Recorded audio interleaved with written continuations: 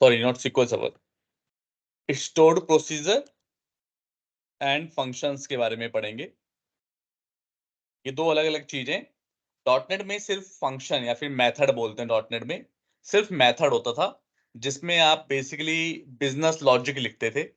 Business logic बोले तो कि कोई भी फंक्शनैलिटी लिखते थे, कि जैसे मैथ्स का अगर आप क्लास बनाते हो तो जो भी फंक्शनैलिटी होगी उस क्लास की, सम, सबट्रैक्ट, मल्टीप्लिकेशन, डिवाइड, वो सब फंक्शंस या मेथड में आती थी।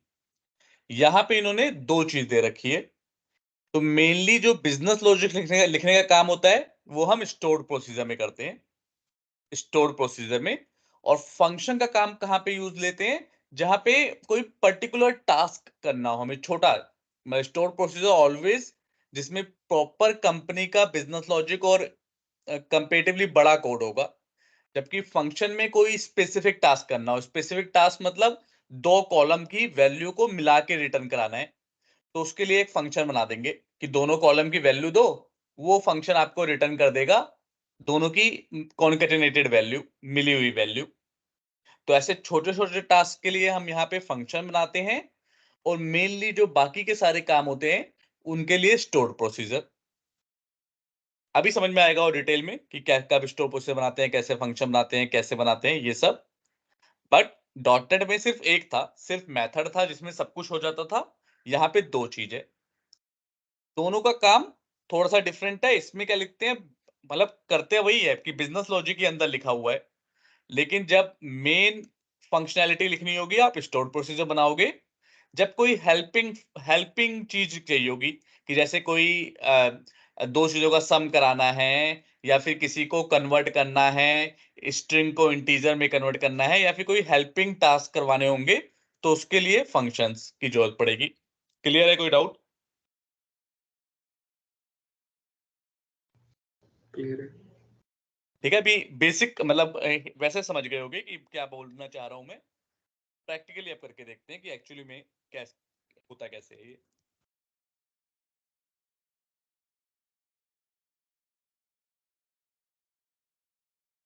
तो अपना SQL सर्वर खोलना है,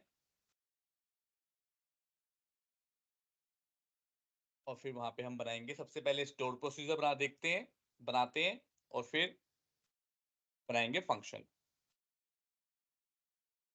हमारा कौन सा था, सितंबर बैच था राइट,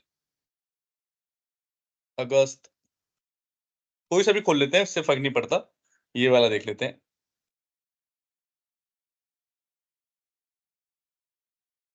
देखते हैं इसमें अपनी टेबल पड़ी है नहीं पड़ी।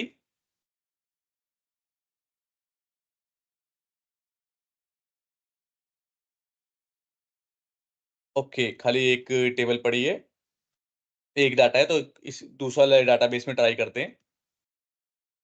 नवंबर बैच, नवंबर बैच देखते हैं।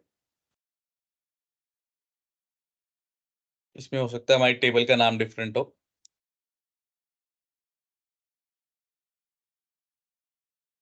हाँ, हमने हमारा तो ये डाटाबेस नवंबर बैच वाला है। ठीक है, इसमें हमने ये सारी इंफॉर्मेशन डाल रखी है।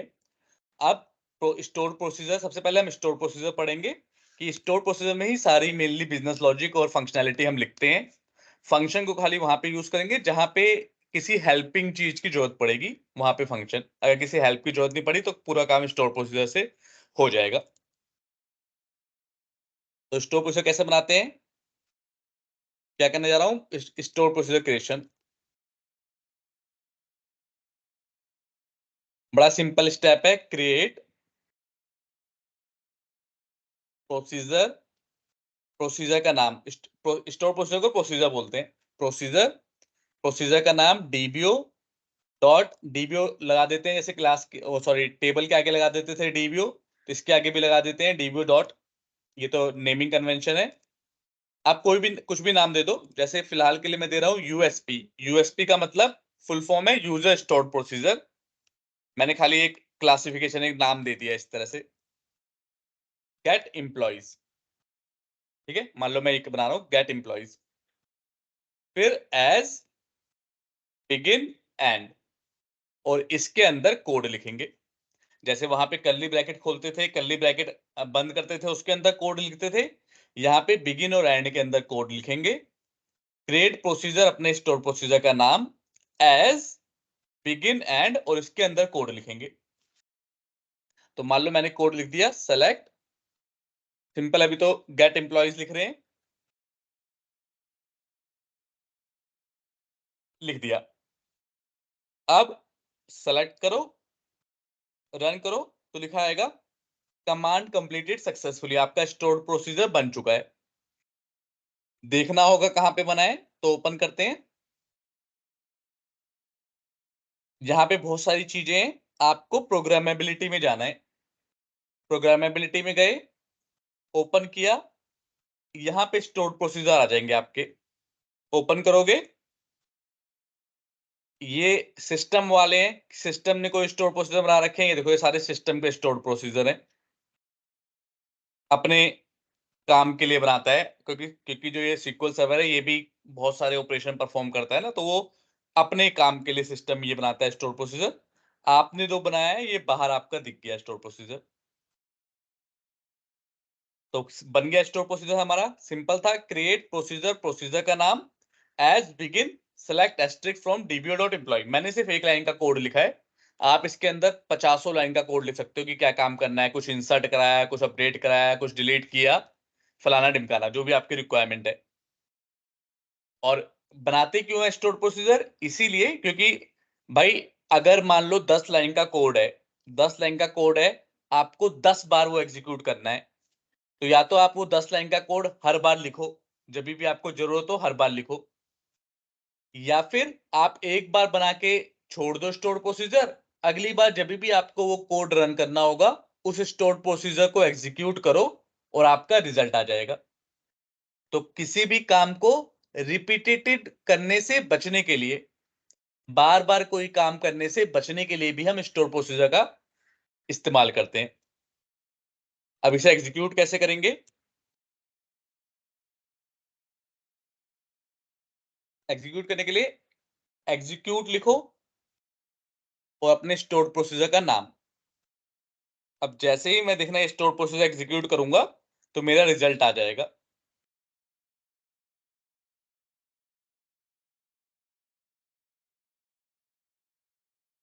सारा रिजल्ट आ गया।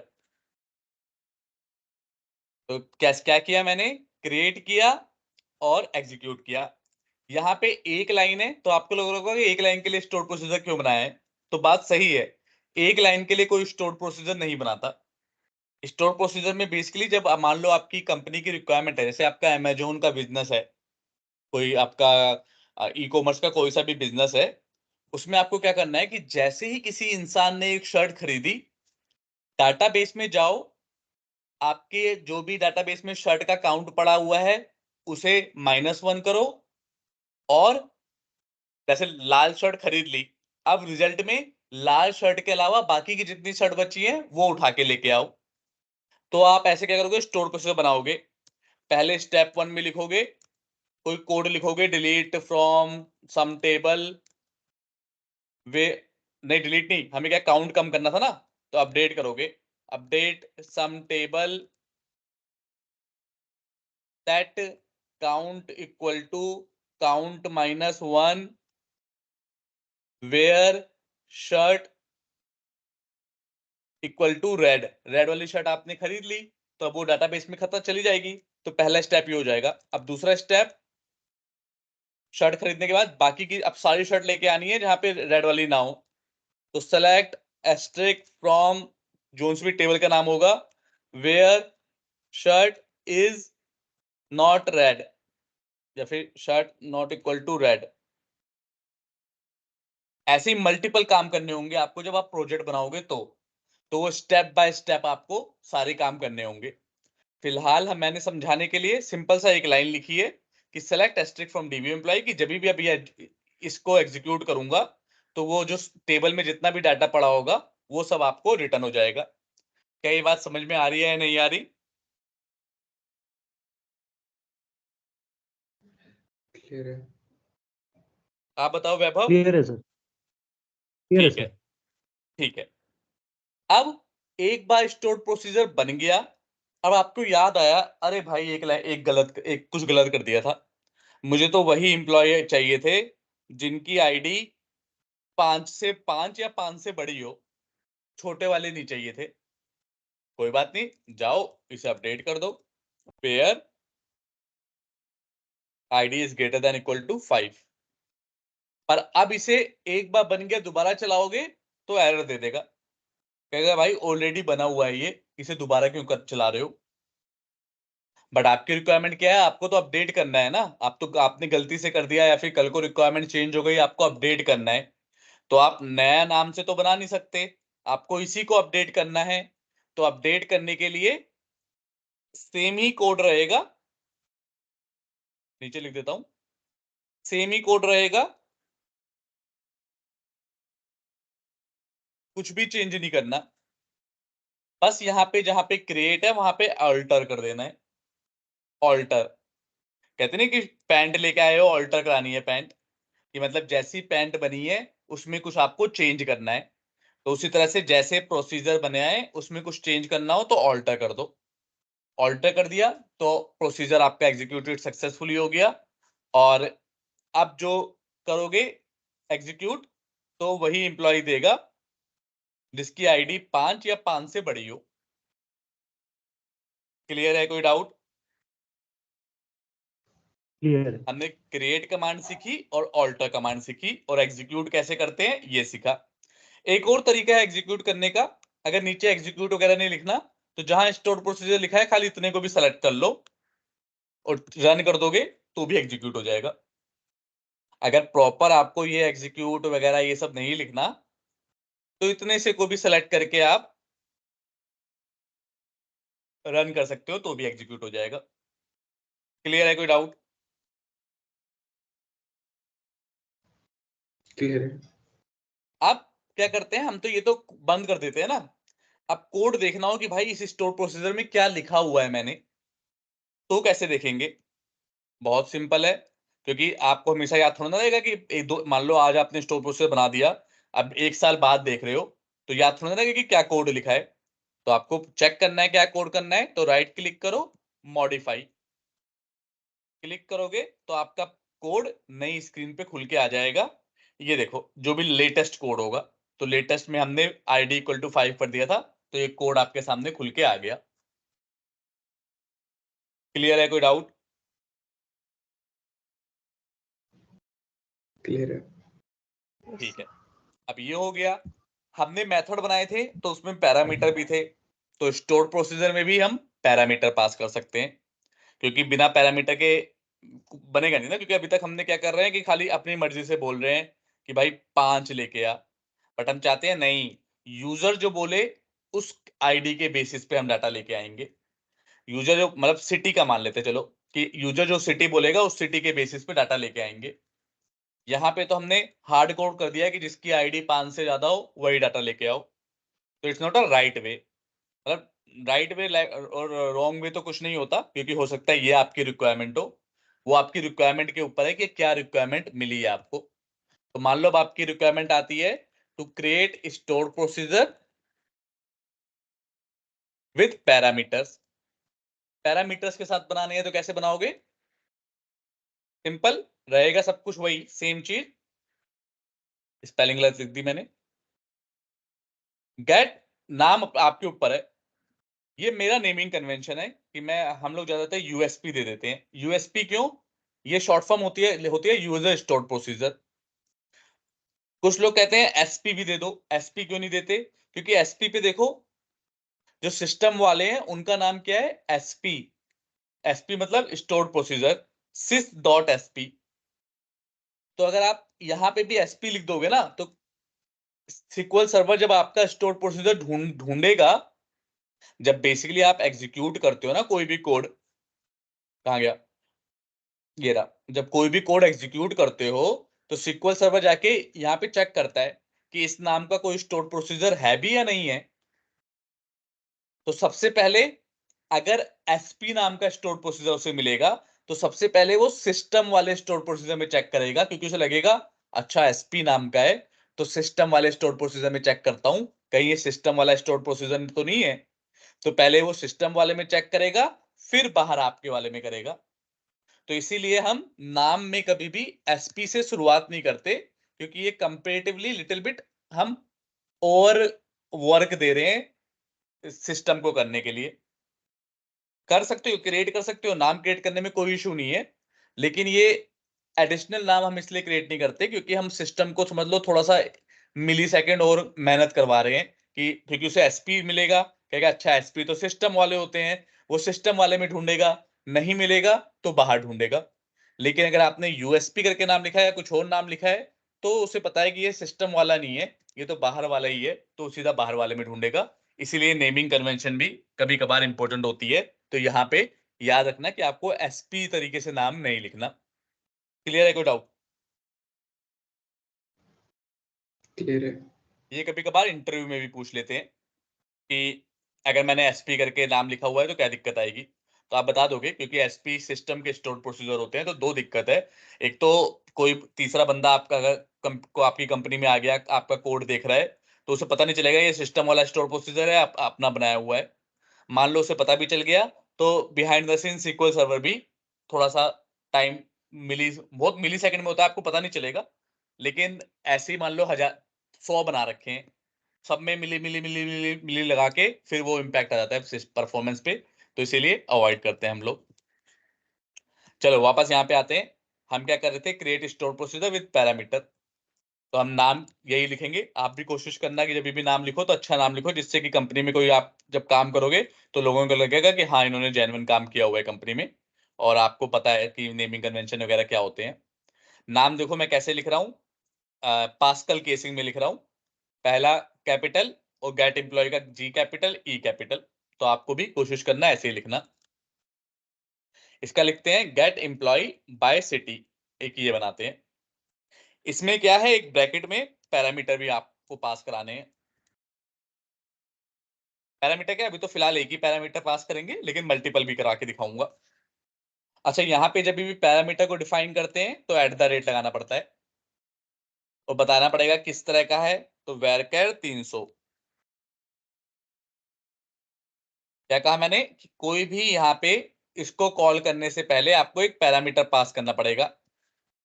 अब एज, बिगिन, एंड, सिंपल जैसे इस मेथड में हो रहा था वही हो रहा है, बस हम पैरामीटर यहाँ पे एट द रेट लगा के यहाँ पे लिखते हैं। आपको कभी भी SQL सर्वर में कोई पैरामीटर बनाना है तो एट द रेट लगाना पड़ेगा। अब क्या कर दोगे आप यहाँ पे, select asterisk from DBO dot employ where city equal to, इस बार मैंने क्या कर दिया भाई, जो भी सिटी तू पास करेगा वो सिटी, कि जो भी यूजर सिटी पास करेगा वो वाली सिटी का डाटा रिटर्न कर देगा ये। एग्जीक्यूट कर दो, बन गया। अब यहाँ पे दिख जाएगा, लेकिन हमें पता है दिखाने के लिए हमें रिफ्रेश करना पड़ता है। रिफ्रेश कर दिया तो ये आ गया। चाहे नीचे जैसे एग्जीक्यूट करके लिखो वैसे नहीं लिखना, तो यहाँ पे भी कर सकते हो, डायरेक्टली नाम भी दे सकते हो। देखो जैसे ऐसे करूंगा दिल्ली, तो दिल्ली वाले आ गए सारे रिकॉर्ड। और चाहो, याद दे ध्यान से देखना जो मैं कर रहा हूं, ये पूरा सेलेक्ट कर रहा हूं कि नाम और पैरामीटर भी दे रहा हूं यहाँ पे। इसी को चाहे तो एग्जीक्यूट स्टेटमेंट के साथ भी लिख सकता हूं।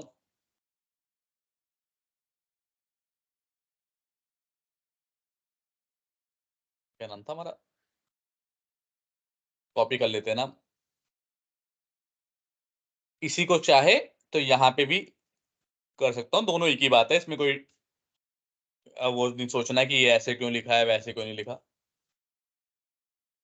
तो ऐसे में भी यही रिटर्न करेगा। चाहे तो डायरेक्टली नाम दे दो, चाहे तो ऐसे भी दे सकते हो कि सिटी इक्वल टू दिस, तो भी कोई रिजल्ट नहीं, दिक्कत नहीं है। क्यों? क्योंकि एट द रेट सिटी हमारे पैरामीटर का नाम है, तो आपने बता दिया at the rate city equal to Delhi. Mainly at, ये नॉर्मली हम ऐसे ही देते हैं नाम बिना इस एट द रेट लगाए, लेकिन इनका इस्तेमाल कब होता है, मान लो 4 पैरामीटर हैं, आपको किसी पैरामीटर की वैल्यू पहले देनी है, किसी की बाद में देनी है, तो आप पैरामीटर के नाम के साथ दे देते हो। अदरवाइज अगर लाइन से ही देना है, जैसे यहाँ पे डिफाइन किए हुए हैं, यहाँ पे तो अभी एक ही है, अभी मल्टीपल दिखाऊंगा तो समझ में आएगा। पर मान लो 3 पैरामीटर होते हैं यहाँ पे, अगर लाइन से वैल्यू देनी है कॉल करते वक्त, तब तो सीधा ऐसे ऐसे लाइन से दे दो। अगर लाइन से नहीं देनी, कोई सा पहले देना है कोई सा बाद में देना है, तो एट द रेट उस पैरामीटर का नाम लिखो इक्वल टू करके, ऐसे भी आप वैल्यू पास करा सकते हो। क्या कोई दिक्कत या परेशानी है बात समझने में? नहीं। ठीक है, तो क्या बोल रहा था मैं मल्टीपल वाले की, इस वाले में क्या बता रहा था कि ऐसे दोनों है, वो भी दिखाता हूं आपको। जैसे एट द रेट सिटी के बाद हम एक और चीज कर लेते हैं, सैलरी।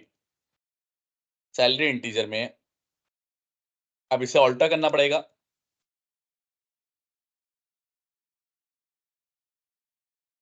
अब यहाँ पे क्या करना पड़ेगा, and salary equal to at the rate salary.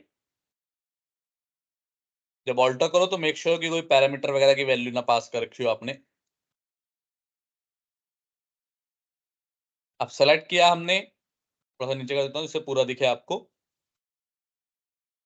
तो कंप्लीट हो गया। अब ये 2 पैरामीटर मांगेगा, तो अगर लाइन से पैरामीटर देना है, सैलरी मुझे ग्रेटर देन लिखनी थी, क्योंकि अब इक्वल टू का मतलब कि मुझे एग्जैक्ट सैलरी ढूंढ के लाऊं मैं। ऐसा मुझे याद है 250 थी एक बंदे की सैलरी।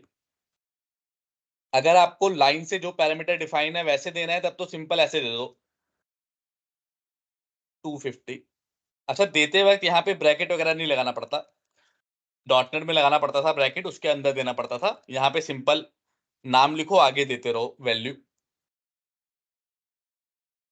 ये देखो डाटा आ गया।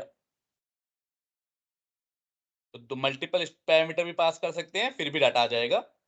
और मैं क्या बोल रहा था कि मान लो आपको उल्टा सीधा वैल्यू देनी है, पहले पहले हमें दे देनी है सैलरी की वैल्यू, तो आप इस तरह से भी दे सकते हो, कोई सा भी पहले दे दो कोई सा भी बाद में, लेकिन उसमें पैरामीटर का आपको नाम लिखना पड़ेगा।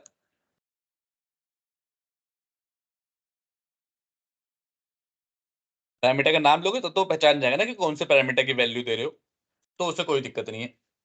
लेकिन बिना नाम लिखे अगर आपने ये करना चाहा, तो वो भड़क जाएगा, कहेगा भाई 250 ये क्या होता है, मेरा तो पहला नंबर सिटी है, सिटी 250 नाम की क्या होती है, कह रहा मैं कन्वर्ट नहीं कर पा रहा इंट को। क्या यहाँ पे जो मैं समझाना चाह रहा हूँ आप लोग समझ पा रहे हो? क्लियर है। ठीक है, तो ये हो गया मल्टीपल स्टोर प्रोसीजर। अभी तक हमने सब कुछ सेलेक्ट सेलेक्ट करके देखा है, कहता है इंसर्ट और इंसर्ट भी कर लेते हैं।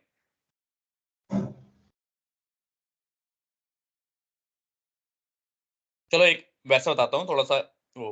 अच्छा, नॉर्मली एक स्टोर प्रोसीजर बनाता हूँ, ये थोड़ा समझने वाला स्टोर प्रोसीजर है, इसमें इफ कंडीशन भी लगाएंगे हम।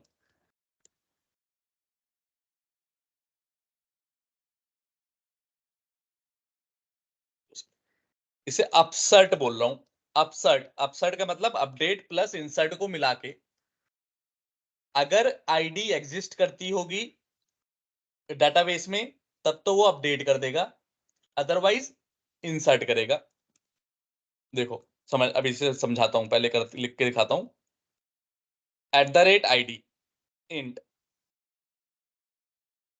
ठीक है, एज बिगिन एंड। अब हमें क्या करना है, अगर तो ये आईडी डेटाबेस में एग्जिस्ट करती है, तब क्या करेगा, अपडेट कर देगा रिकॉर्ड को। सिटी, उसकी सिटी अपडेट करवा देते हैं, तो यहाँ पे क्या करते हैं, सिटी लिख देते हैं, तो उसकी सिटी को अपडेट कर देगा।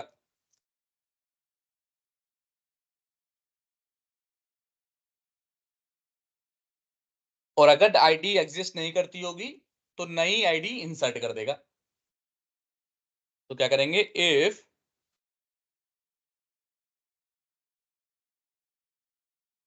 देखो ये सब मैंने बता रखे हैं आप लोगों को,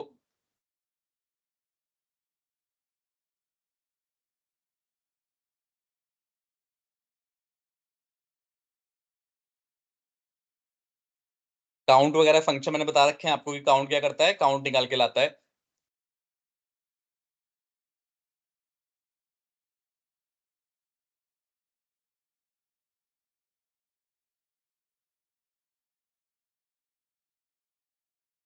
मैंने क्या कहा, अगर काउंट निकालो और उसका काउंट 1 आ गया तब क्या करो, begin and, else begin and, और इसे थोड़ा सा आगे लिख कर टैब दबा देते हैं जिससे कि ये बिगिन एंड एक अलग लाइन में रहे, ये बिगिन एंड अलग लाइन में रहे। इसे भी टैब दबा देते हैं। अब यहाँ पे अपना कोड लिखेंगे कि भाई अगर तो काउंट निकल गया, मिल गया, उसे एग्जिस्ट करता है तो क्या कर देना है, update dbo dot employ set जो भी सिटी दी है, इसलिए बता रहा हूँ ये ताकि आप लोगों का नेस्टिंग है ना? दिमाग। हाँ बोलो, नेस्टिंग पूछो क्या। बोलते हैं ना इसे, नेस्टिंग। नहीं नेस्टिंग तो नहीं है ये तो सिंपल इफ एल्स है। नेस्ट होता है इफ के अंदर भी एक और इफ लगा दिया तो। नेस्टिंग का मतलब क्या है, किसी के अंदर एक और चीज, उसे बोलते हैं नेस्टिंग। ये सिंपल इफ नहीं एल्स है इनसाइड स्टोर प्रोसीजर। नहीं, मुझे लगा ऐसा है क्योंकि बिगिन के अंदर एक और बिगिन, फिर एक और बिगिन, ऐसा। नहीं नहीं नहीं, इसको तो बिगिन को समझो कर्ली ब्रैकेट, तो ये तो कर्ली ब्रैकेट है, ये खाली बताता है कि कहाँ से इसका मतलब है कि कैसे मेथड शुरू कंट्रोल होगा। कहाँ से स्टार्ट हो रहा है?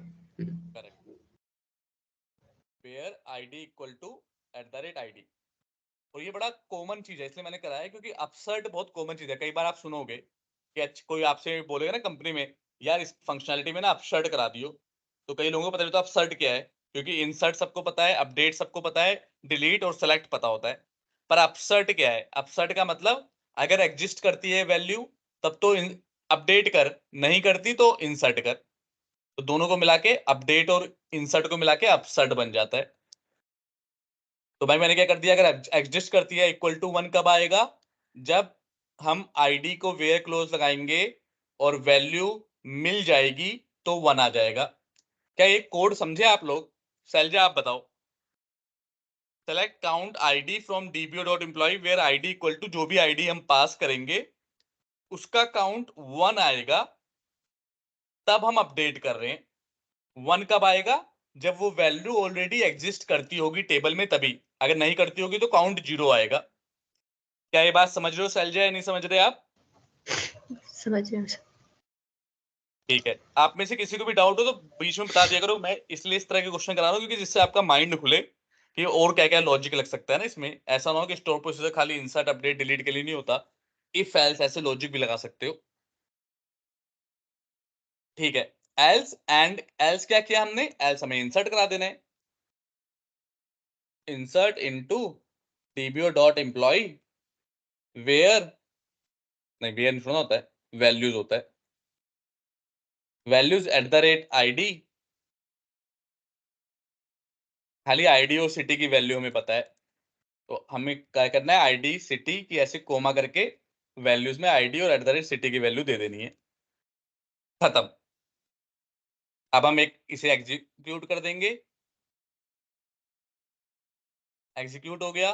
अब पहले एक वैल्यू देंगे जो ऑलरेडी एग्जिस्ट करती होगी, देखता हूं क्या वैल्यू एग्जिस्ट करती है।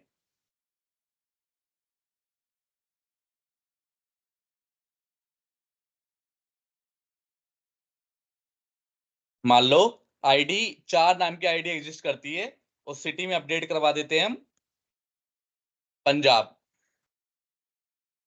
तो क्या करना है हमें, एग्जीक्यूट dbo डॉट अपसर्ट, आईडी दे दी हमने 4 और सिटी क्या क्या अपडेट करा दी, पंजाब। पंजाब तो हालांकि स्टेट है, चंडीगढ़ कर देते हैं।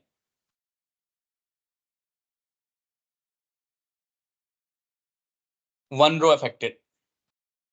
अब अगर मैं ये क्वेरी चलाऊंगा तो ये देखो चंडीगढ़ अपडेट हो गया। क्यों? क्योंकि ये आईडी एग्जिस्ट करती थी। अब एक ऐसी आईडी दूंगा जो एग्जिस्ट नहीं करती, 9 नंबर दूंगा, 9 नंबर, और सिटी दे देते हैं कोई और, हरियाणा।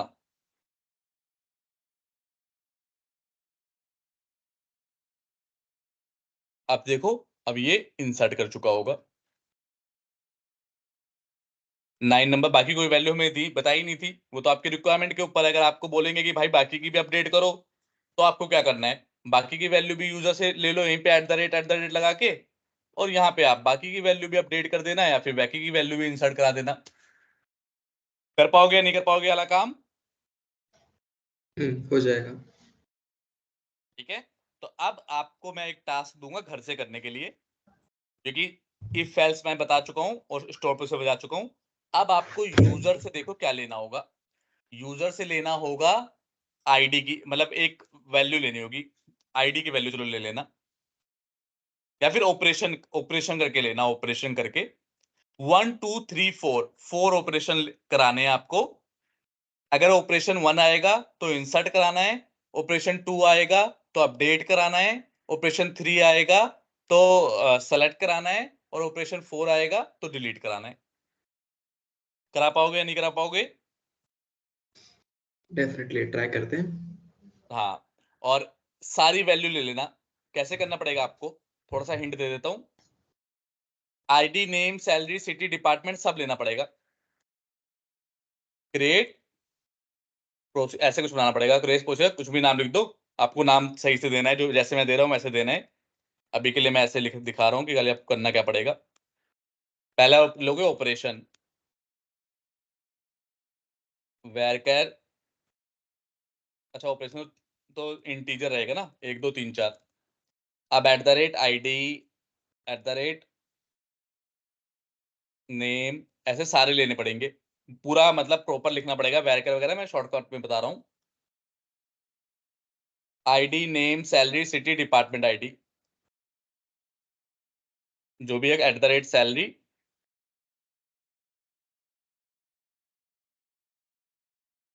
Tapped ID. अब यहाँ पे अंदर पूरा यहाँ पे प्रॉपर लिखना है आपको, जो इंट है वो इंट, वो वैरकर है वो वैरकर, ये। अब यहाँ पे अंदर इफ एल्स लगाओगे।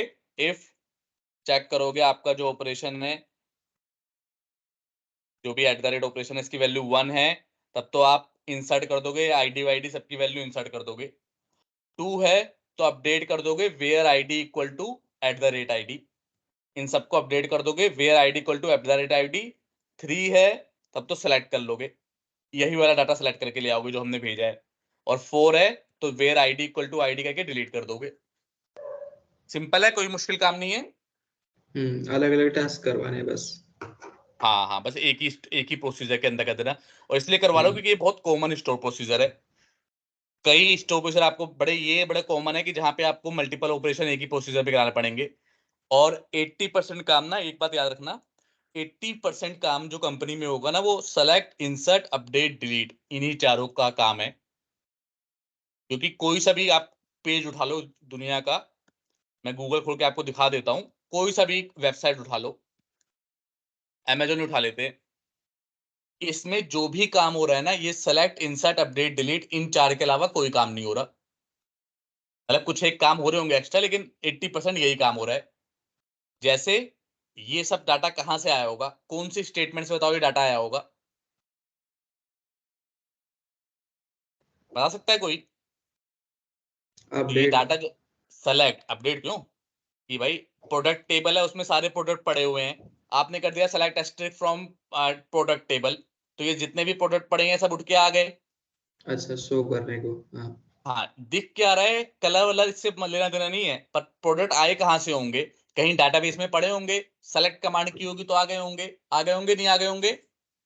हम्म अब ये सोचो, ये प्रोडक्ट डाटाबेस में पड़े कैसे हैं? क्या आप ये जुराब डालते हो कि ये जुराब अवेलेबल है इस कलर की, क्या यूजर डालता है, एडमिन डालता है, जिसकी दुकान है वो बंदा डालेगा, राइट? हम्म तो उस बंदे ने कौन सी कमांड चलाई होगी डाटा डालने के लिए? उसने तो ऑल्टर करा होगा ना, अपडेट करा होगा वैल्यू Insert. को। अपडेट क्यों करा होगा, इंसर्ट किया होगा ना। ये Insert. इंसर्ट पहली बार तो इंसर्ट करेगा, अपडेट तो जब कोई उसको चेंज करनी होगी सॉरी। वैल्यू तो। हाँ, उसने वही। तो उसके पास 10 आइटम है, 10 को इंसर्ट किया होगा। ले 1 इंसर्ट, हम्म ले 2 इंसर्ट, ले 3 इंसर्ट, ले 4 इंसर्ट, ले 5 इंसर्ट। क्लियर? क्लियर है। अब अपडेट कब होता है ये सोचो।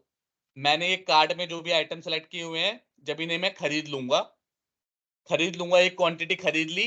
अब क्या होगा डाटाबेस में जाके कि भाई 10 जूते पड़े थे मेरी दुकान पे, एक बिक गया, तो कौन सी कमांड चलेगी डाटाबेस में?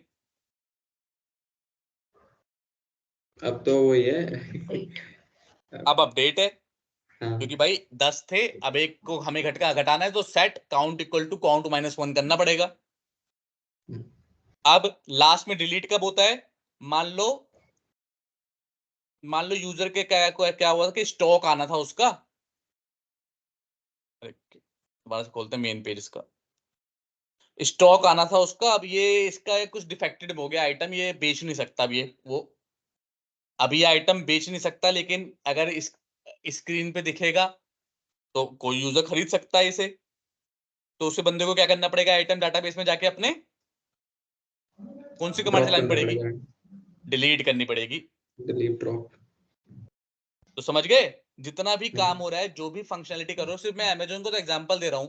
तुम फेसबुक उठा लो, तुम इंस्टाग्राम यूज करते हो, जो भी उठा लो, सब में सिर्फ ये 4 ऑपरेशन हो रहे होते हैं। तो पूरी जिंदगी तुम्हें ये 4 ऑपरेशन करने हैं। बट ये कहने सुनने में आसान लग रहा है, लेकिन जब करोगे तो और चीजें आएंगी। बट करना क्या है? ओवरऑल 4 ऑपरेशन ही है। समझ रहे हो या नहीं समझ रहे? अब कोई भी वेबसाइट उठा के ऐसे जैसे मैं बता रहा हूँ वैसे दिमाग लगाया करो अपना, कि यहाँ पे क्या हो रहा होगा, ये 4 बोट के आ रहे हैं, कैसे आ रहे हैं। तो समझा करो कि ये सेलेक्ट हो रहा होगा। कि जब होगा कि भाई साइड में ये भी एक प्रोडक्ट आ रहा है, ये कैसे आ रहा होगा, ये सब थोड़ा दिमाग लगाया करो कैसे कैसे आ रहा होगा। ये अलग टेबल से उठा के आ रहा है, ये अलग से आ रहा होगा, आ रहा है। तो हो सकता है ज्वाइन लगा रखा हो इस पेज पे, कि इस टेबल से भी आया, इस टेबल से भी, इस टेबल से भी, इस टेबल से भी डाटा है। ठीक है? कर पाओगे अपने माइंड में ऐसे जब सोचोगे तो कोई पेज देख के? यप, विल चलो। Try it. ठीक है। तो स्टोर प्रोसीजर इतना ही है।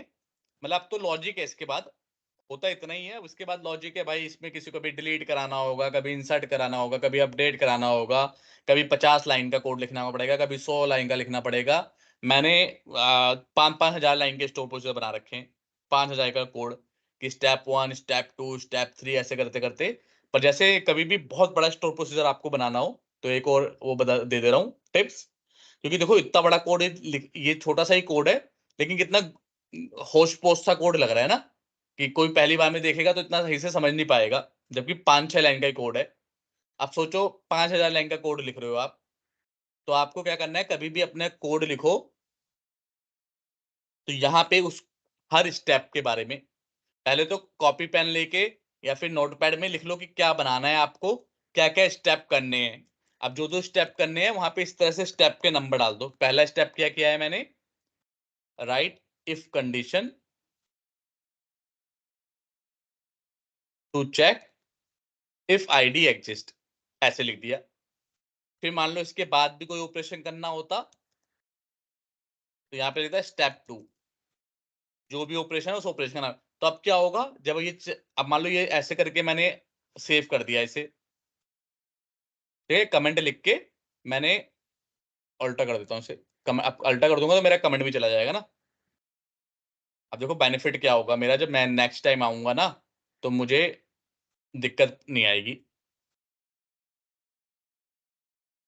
मैंने अल्टर कर दिया। अब तो बंद कर दोगे। अब कोई बंदा जाएगा और 1 साल बाद वो कोड मान लो तुम्हें देखना होगा, तो तुम्हें 5,000 लाइन का कोड लिखा होगा, तो तुम्हें कितने भी आप चैंपियन से चैंपियन डेवलपर हो, आपको कुछ समझ में नहीं आएगा क्या लिखा हुआ है। तो आपको यहाँ पे खोलोगे, लेकिन अगर स्टेप बाय स्टेप आपने सब मेंशन किया होगा कि यहाँ पे क्या हो रहा है, write if condition to check if ID exist, अच्छा ये कर रहा है, तो यहाँ पे ये काम कर रहे हो। फिर स्टेप 2 में आपने कुछ मेंशन किया होगा, फिर स्टेप 3 में, फिर स्टेप 4 में। तो इस तरह से आपने पूरा का पूरा कोड बिल्कुल अच्छे से लिखा होगा, कि आप नेक्स्ट टाइम भी जब पढ़ोगे, चाहे 1 साल बाद पढ़ना पड़े, चाहे 5 साल बाद, चाहे 10 साल बाद, चाहे 15, 20, 50 साल बाद, तो भी आप अपना कोड समझ पाओगे। तो समझ रहे हो कैसे लिखते हैं कंपनी में काम? कमेंट्स का यूज करके हर चीज को करेक्ट। स्पेसिफाई कर दो। हाँ, स्पेशली स्टोर प्रोसीजर में, क्योंकि स्टोर प्रोसीजर बहुत ज्यादा डिफिकल्ट होता है समझने में ना, क्योंकि इसमें कोई मतलब अच्छे से सेटअप वेटअप नहीं होता। जबकि हालांकि मेथड में भी करना चाहिए कमेंट जहाँ पे जरूरत हो, बट ये यहाँ पे स्टोर प्रोसीजर तो करो ही करो। और नेमिंग कन्वेंशन, 2 चीज ध्यान देती हो। नेमिंग कन्वेंशन भी ऐसे लिखो, जैसे नाम भी इसका ऐसे ही लिखो कि नाम से पता चल जाए क्या हो रहा है। क्लियर? क्लियर। ठीक है, अब पढ़ेंगे फंक्शन के बारे में। फंक्शन मैंने क्या कहा था? फंक्शन है भाई छोटे मोटे काम कराने के लिए। मान लो दो नंबर का सम कराना है, या फिर 2 कॉलम का ही सम कराना है किसी 2 कॉलम की वैल्यू का, तो क्या करोगे आप? फंक्शन बनाओगे। फंक्शन के लिए क्या? क्रिएट फंक्शन, फंक कुछ भी नाम दे सकते हैं, लेकिन डिफरेंस करने के लिए फंक लगा दो या फिर कुछ भी ऐसे नाम लिख दो आगे। फंक ऐड नंबर दे देता हूं मैं, ऐड नंबर्स नंबर 1 इंट लेगा, नंबर 2 ये भी इंट लिया इसने। अच्छा, फंक्शन में आपको रिटर्न्स एक ये लिखना पड़ेगा कि मेरा फंक्शन क्या रिटर्न देता है। स्टोर प्रोसीजर में कोई रिटर्न टाइप की जरूरत नहीं होती, यहाँ पे आपको रिटर्न लिखना ही लिखना पड़ता है कि मेरा फंक्शन क्या रिटर्न करता है। ये इंटीजर रिटर्न करेगा, यहाँ पे मेरे ख्याल से एज बिगिन एंड, अब यहाँ पे क्या कर दोगे? रिटर्न। अब रिटर्न बोला है कि इंटीजर रिटर्न करेगा तो रिटर्न भी करवाना है, नंबर 1 प्लस, सिंपल जैसे उसमें बनाते हैं फंक्शन वैसे ही बनाए, कोई अलग चीज नहीं है। बस यहाँ पे बताना पड़ेगा कि रिटर्न है और फंक्शन ये तरह जाएगा। अब इसे रन कर दो, आपका फंक्शन एग्जीक्यूट हो गया।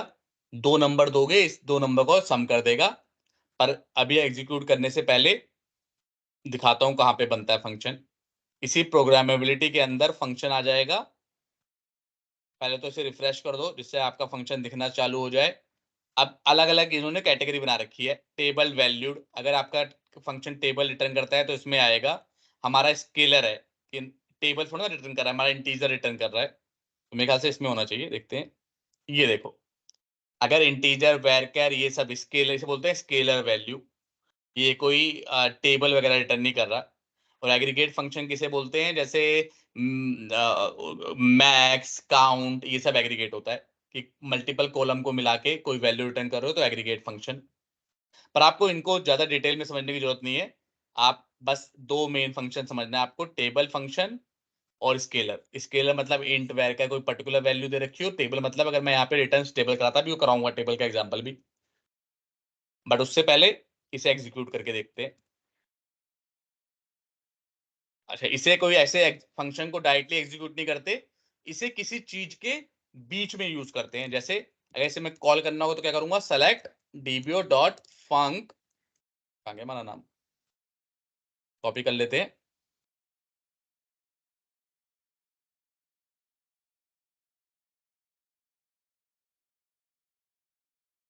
टेन दे दिया, 20 दे दिया, एज रिजल्ट लिख देता हूं, उसका नाम दे देते हैं कुछ, तो रिजल्ट में 30 आ गया। तो फंक्शन में ऐसे एग्जीक्यूट वगैरह की वर्ड नहीं लिखते। सेलेक्ट, आपका जो भी फंक्शन का काम करवाना है, किस किस का कराना है, 2 नंबर को सम कराना था तो 2 नंबर दे दिए एज रिजल्ट। दोबारा से ऊपर दिखाता हूं, क्रिएट फंक्शन, फंक्शन का नाम, ब्रैकेट में जो भी पैरामीटर लेने हैं सेम स्टोर प्रोसीजर जैसा ही उसका नाम। यहाँ पे बताना पड़ता है कि भाई रिटर्न्स क्या करेगा ये फंक्शन। मैंने बता दिया इंटीजर रिटर्न करेगा।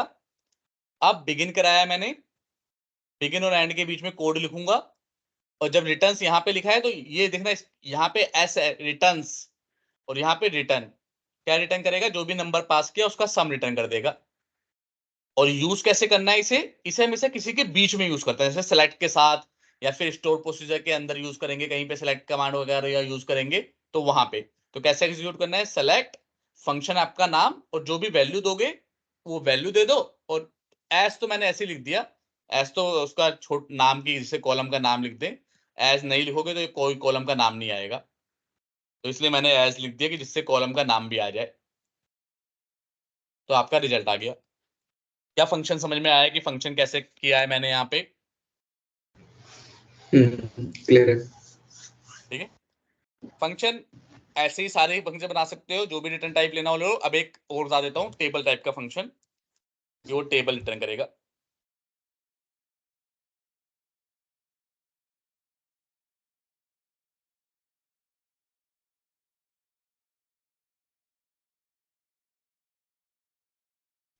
इसका नाम देते हैं गेट, चलो इसका नाम भी गेट एम्प्लॉय कर देते हैं। कुछ भी नहीं लेगा, रिटर्न टेबल करेगा।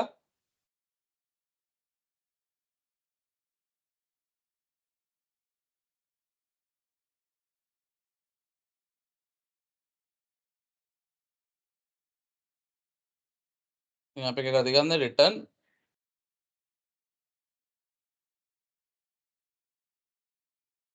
Select asterisk from DB dot employ कर देते हैं। With return value cannot be used, क्या कह रहा है, returns a return statement with a return value cannot be used in this procedure get employee। अच्छा,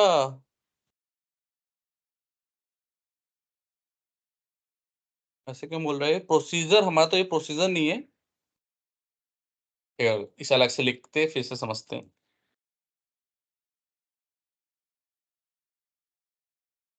की जरूरत नहीं होनी चाहिए हालांकि।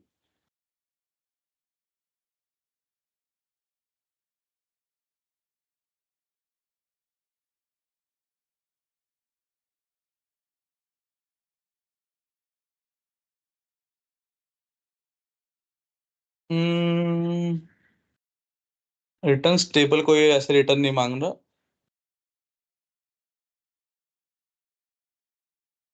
एक सेकंड को मैं चेक करता हूँ, गूगल पे देखते हैं कि कैसे टेबल फंक्शन कैसे रिटर्न कर रहे हैं।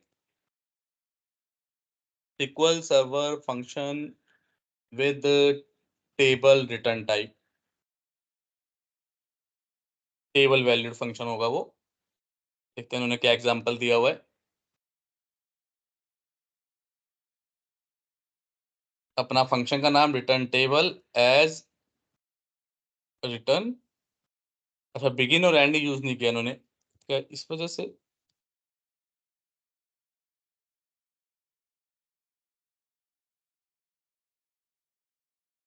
वो क्या डिफरेंस है, रिटर्न्स टेबल,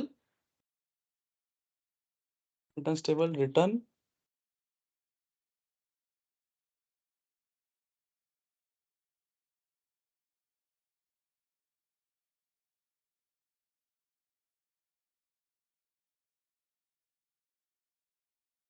हमने भी ये लिखा है जो इसमें लिखा है, क्रिएट फंक्शन, फंक्शन का नाम तो बोल रहा है procedure function line 2, incorrect syntax near returns, return statement with the return value cannot be used in this context. ऐसे क्यों बोल रहा है, दूसरा देखते हैं और कोई कैसे क्या बना रखा है इन्होंने।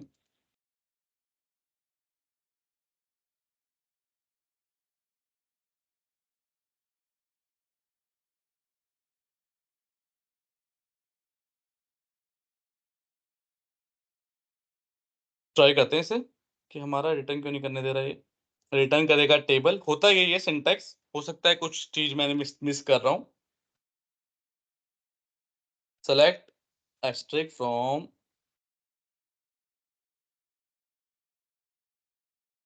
मान लो मैंने ये शायद यही ब्रैकेट मिस करा था, क्या इसमें बिगिन और एंड लगाया था मैंने, इसलिए नहीं चल रहा था। इसलिए बिगिन और एंड ले रहा। हम्म तो ठीक है, सिंटैक्टिकल एरर थी बेसिकली। फंक्शन के बाद आपको ये लगाना जरूरी है, ब्रैकेट ओपन एंड क्लोज, चाहे आप पैरामीटर पास करो या ना करो, आप चल जाना चाहिए।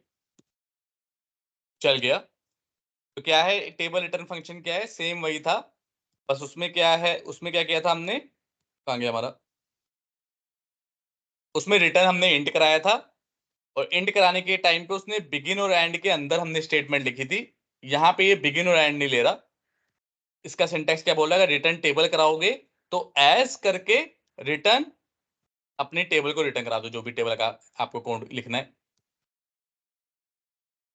एक बार एग्जीक्यूट हो गया तो दोबारा क्रिएट कर नहीं सकते, फिर तो आपको अल्टर ही करना पड़ेगा। वेयर वही लिखते हैं, ID is greater than 5, alter भी हो गया। और यूज करना होगा तो वही select dbo dot func underscore get employ data, bracket open close, cannot find either dbo dot user defined function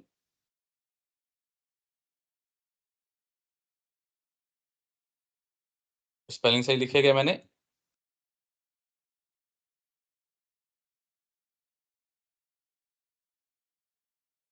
ये मेरे ख्याल से ऐसे एग्जीक्यूट होना चाहिए।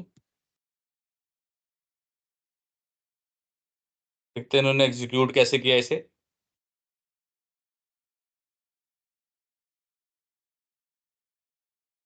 सबसे सही होता है चैट जीपीटी से पूछ लेते हैं, वो सबसे सही पता है। आप लोग भी चैट जीपीटी का इस्तेमाल करना सीखना। पहले से एक बार मैं पूछता हूँ, फिर मैं समझता हूँ, फिर आपको बताता हूँ। SQL server function to return all employ.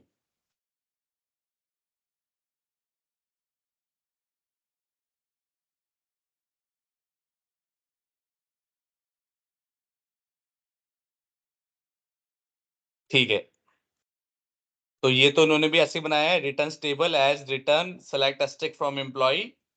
और कॉल करते वक्त क्योंकि अब ये एक टेबल बन जाएगा, टेबल, तो टेबल से हम कैसे करते हैं कॉल? जब कोई भी डाटा लेना होता है टेबल से कैसे लेते हैं? सेलेक्ट एस्टेरिस्क फ्रॉम, अपनी टेबल का नाम लिखते हैं। अब क्योंकि ये फंक्शन अपने आप में ही एक टेबल रिटर्न करेगा, तो सेलेक्ट एस्टेरिस्क फ्रॉम इस फंक्शन का नाम, और एग्जीक्यूट कर देंगे तो डाटा आ जाएगा। तो ये टेबल टाइप का रिटर्न फंक्शन होता है जो कि टेबल रिटर्न करेगा। और यहाँ पे हमने क्या किया, सिंटैक्स तो ये है, ये बिगिन और एंड नहीं लेता, रिटर्न टेबल एज करके रिटर्न करके अपनी टेबल की जो भी सेलेक्ट की स्टेटमेंट होती है वो टेबल को ही रिटर्न करती है। तो जब आप टेबल रिटर्न कराओगे तो कोई ना कोई सेलेक्ट स्टेटमेंट रिटर्न करा रहे होगे, चाहे वेयर लगाओ चाहे ना लगाओ, लेकिन अगर सेलेक्ट स्टेटमेंट है तो वो टेबल को ही रिटर्न करेगी। भले ही आपने एक कॉलम क्यों ना रिटर्न कराया हो, बट वो टेबल ही मानी जाती है। अब क्योंकि ये टेबल रिटर्न कर रही है, तो इसको हमने डायरेक्टली इस तरह से एग्जीक्यूट नहीं कर पाए। क्यों? क्योंकि टेबल में से कुछ डाटा लेना होता है, तो हम क्या करते हैं, सेलेक्ट एस्टेरिस्क फ्रॉम टेबल का नाम लिखते हैं। अब क्योंकि ये अपने आप में एक टेबल है, तो इसलिए इस फंक्शन का नाम लिख दिया हमने, और जब इसे एग्जीक्यूट किया तो इसने डाटा रिटर्न कर दिया। समझ में आया थोड़ा बहुत ये टेबल वाला फंक्शन या नहीं आया? क्लियर है भैया। चलो इसे प्रैक्टिस करना अच्छे से। अब देखो इसमें कभी भी कोई कंफ्यूजन हो तो देखो चैट जीपीटी ने कितने अच्छे से समझा दिया, जबकि हमें माइक्रोसॉफ्ट की वेबसाइट पे भी सही से समझ में नहीं आ रहा था। तो आप लोग भी चैट जीपीटी का इस्तेमाल करना सीखो, कि जब कोई चीज समझ में ना आए तो सीधा यहाँ पे लिख दो। एक लाइन लिखी मैंने, इसने पूरा बता दिया डिटेल में, देखो समझा भी दिया उसने। देखो कोई अगर तुम्हें क्या कह रहा है, अगर तुम SQL सर्वर का फंक्शन बनाना चाहते हो जो रिटर्न करेगा एम्प्लॉय, जिसका फर्स्ट नेम लास्ट नेम ये सब है उसमें, तो इस तरह से आप फंक्शन बना दो। क्लियर है? कोई डाउट? क्लियर है। चलो ठीक है, फिर बस इतना ही है, फंक्शन इतना ही है। अब इसमें लॉजिक है कि और क्या क्या तरह का आप फंक्शन बनाते हो। कभी वैका रिटर्न करा के देखना, जब प्रैक्टिस करोगे एक बार वैका रिटर्न करा लेना, एक बार कोई बूलियन रिटर्न करा लेना, डेट टाइम रिटर्न करा लेना, दो वैल्यू का सम कर देना, कभी कुछ कर देना, कभी मैक्स वैल्यू निकाल लेना। तो ये सब करके आप देखना। Okay okay. ठीक है, चलो फिर आज के लिए बस इतना ही। अब मिलेंगे थर्सडे को। किसी का कोई क्वेश्चन है आज की क्लास में स्टोर प्रोसीजर फंक्शन से रिलेटेड? इससे रिलेटेड तो कोई डाउट नहीं है, वो ट्राई करेंगे। हाँ चलो इसे प्रैक्टिस करना, और अब इसके बाद अब आपको बस एक ही का काम पे फोकस करना है। लिंक्डइन पे जब दबा के इंटरव्यू देने हैं, जितने भी HR लोग हैं IT के, उनको कनेक्शन रिक्वेस्ट भेजो। कनेक्शन रिक्वेस्ट भेज के जहाँ पे भी ओपनिंग आ रही है अप्लाई करो। इवन भैया आप लोग रिज्यूम के प्रोजेक्ट में क्या डाले? प्रोजेक्ट में आपको डालना है ई-कॉमर्स प्रोजेक्ट। बता देता हूँ मैं नाम। ई-कॉमर्स। अच्छा अभी मैं पहले ये बंद कर देता हूँ।